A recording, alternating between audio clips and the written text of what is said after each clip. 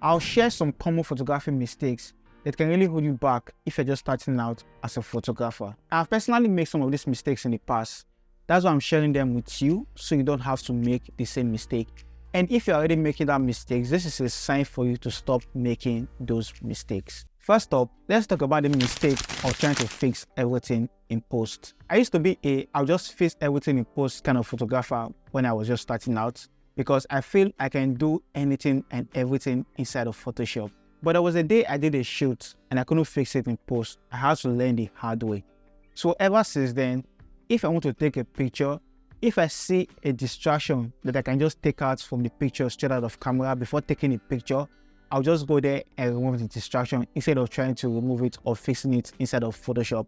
Or maybe the hair of the model or the subject is not straight, I'll just go there and just straighten it out before taking the picture. So from that time, I try to get my shots good straight out of camera. Now, while Photoshop and other editing software are a lifesaver, relying on them too much can actually hinder your growth as a photographer. Instead, focus on getting your shots straight out of camera. This is not only going to save you time when editing, it's going to improve your shooting skill as a photographer. Shooting JPEG instead of RAW. Why this is really not a big mistake? The thing is, JPEG file and compress, and they don't have a lot of data, which limits your editing process. So let me explain that. So these two files right here are shots with the same camera, the same settings, but this first one right here is the raw file. You can see it, NEF.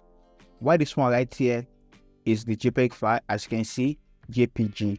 So same setting, same camera. But take a look at what happened. If I want to bring back the details on the sky, so if I select the raw file first, and I come to my adjustments, I come to my high dynamic range, and I come to my highlights.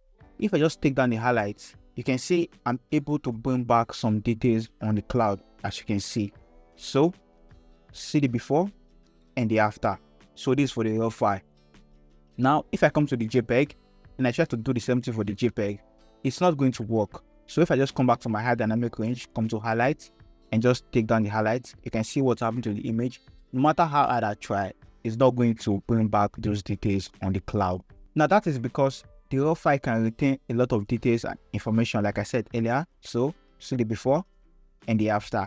While for the JPEG, the file are compressed and you cannot retain a lot of details. Now here is the thing. Let's say you shoot a JPEG image and the image is overexposed or blown out. It's really going to be hard to bring back those details.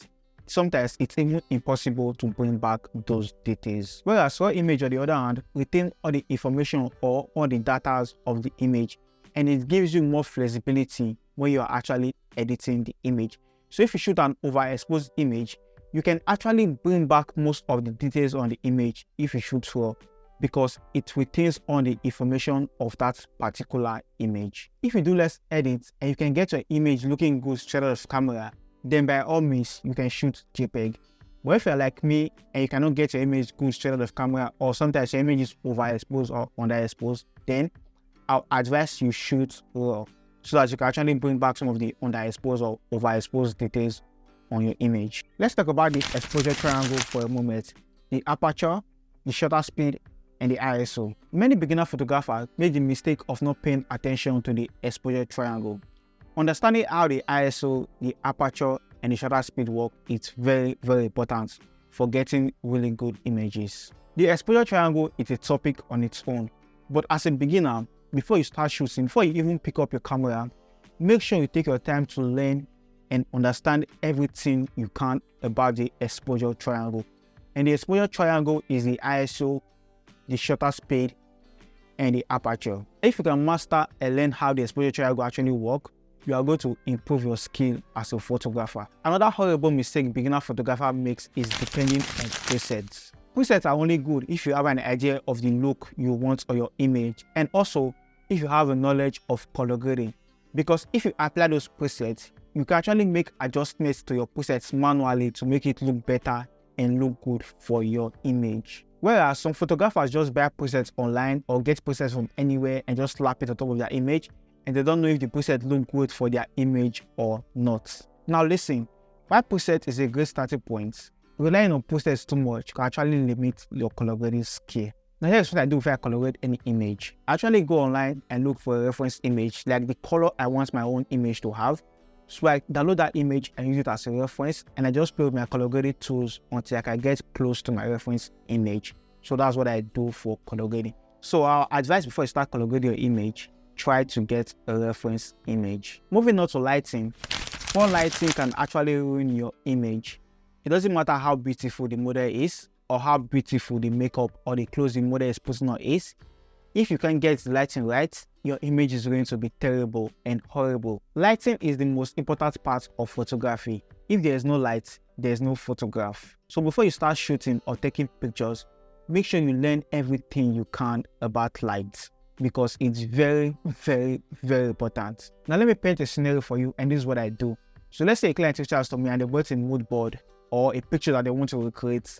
What I do, I look at the picture and try to see how the photographer set up the light so that I can actually set up my light similarly to achieve the same result or close to the same result. So that's what I did for this picture right here. So this picture right here is the reference, and this one right here was the one I made. I actually studied the lights before actually taking this picture. So if you're a photographer and you're not actually doing research on lights, you're actually making a terrible mistake. Many beginner photographers make this mistake of using wrong focal length, and this makes the image look really bad. So for example, if you're a beauty or a headshot photographer, you have no business with 24mm lens. Whereas if you shoot wedding or an event, then you need 24mm lens, which is a wide angle lens to actually capture the scene. While 24mm is good for an event, if you want to capture the portrait like the bride and the groom, you can't use 24mm to do that. You need a lens like the 85mm or the 100mm to capture the portrait of the bride and the groom. So as a beginner, you need to learn which lens is best for the type of photography you are going to do.